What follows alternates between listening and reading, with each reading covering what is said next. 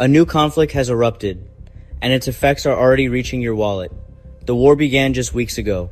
On March 2nd, 2026, Iran's Revolutionary Guard Corps declared the Strait of Hormuz closed to all traffic. This declaration followed a series of military strikes by the United States and its allies. The move was a direct retaliation. It was designed to inflict maximum economic pain on the world. The conflict did not remain contained within Iran's borders. It quickly spread, proxy groups activating, shipping threats increasing, military tension spreading across multiple countries. And once that starts happening, it stops being a local war. It becomes a global risk. Right next to Iran is one of the most important choke points on Earth, the Strait of Hormuz. Roughly 20% of the world's oil supply moves through that one narrow stretch. If that gets disrupted even partially, you don't just get higher oil prices, you get shockwaves through the entire system. We're already seeing early signs: tankers rerouting, insurance costs spiking, shipping hesitation. And here's the scary part: it doesn't take a full shutdown. Even the threat of disruption is enough to move markets. Iran did not just make threats, it backed them up with action. Attacks on vessels passing through the narrow channel sent a clear message to global powers. This caused a dramatic and sudden decline in maritime transit. Within days, tanker traffic plummeted by over 70%. More than 150 ships loaded with oil and other goods were forced to anchor outside the strait, waiting in a state of high alert. Major shipping lines, including giants like Maersk and MSC, suspended all operations in the region, unwilling to risk their ships and crews in the escalating conflict.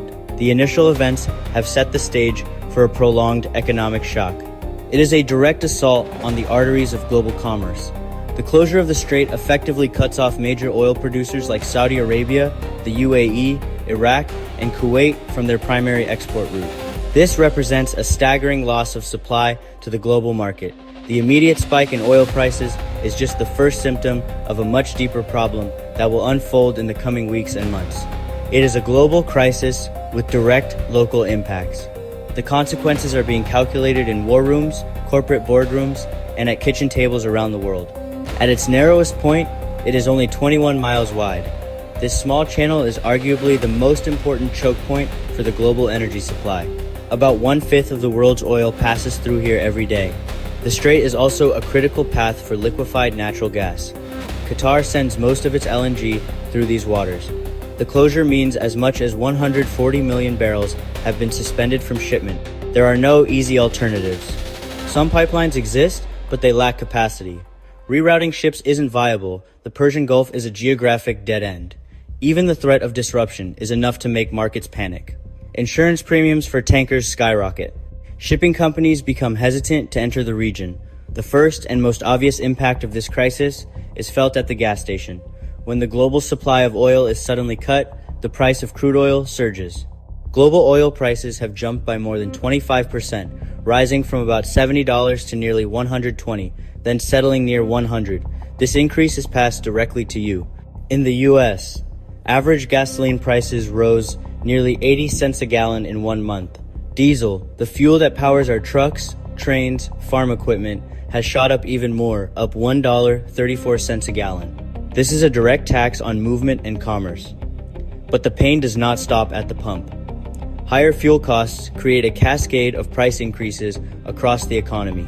Farmers rely on diesel to run their tractors, harvesting equipment. Roughly 1/3 of the global fertilizer trade, key nitrogen exports, pass through the Strait of Hormuz. With shipments blocked, fertilizer prices have spiked. Urea prices, a key metric, jumped from $475 to $680 per metric ton. That means higher costs to grow food, and those costs will be passed on to consumers at the grocery store. Global trade depends on massive container ships to move products from factories in Asia to markets in Europe and America. Higher oil prices mean higher fuel costs for every vessel. Shipping companies pass costs on via fuel surcharges. Your online orders will carry higher shipping fees or inflated price tags. Air travel is highly sensitive to fuel prices. Airlines will raise ticket prices or add fuel surcharges. Your summer vacation flight will cost more. Now let's talk worst case, not hype, just reality. If this escalates even a little further, you could see major supply chain disruptions, energy shortages in certain regions, stock market volatility or drops, inflation spikes. Again, And if the Strait of Hormuz gets heavily disrupted, some analysts predict prices could exceed $150 a barrel or even $200 a barrel. At that level, the global economy would almost certainly be pushed into a severe recession.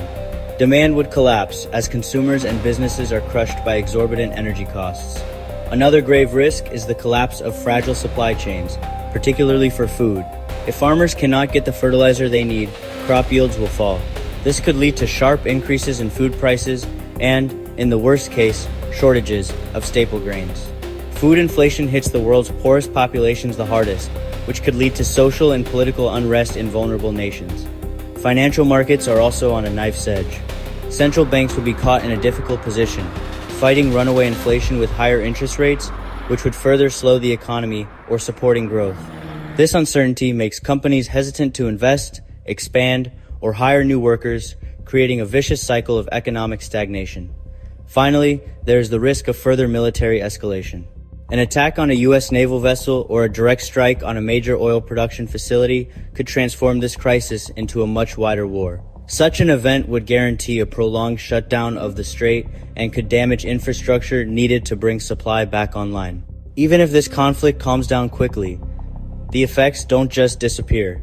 The economic damage from this shock will have a long tail. It creates a risk premium that gets priced into every barrel of oil. It can keep prices elevated for months as traders remain wary of new flare-ups.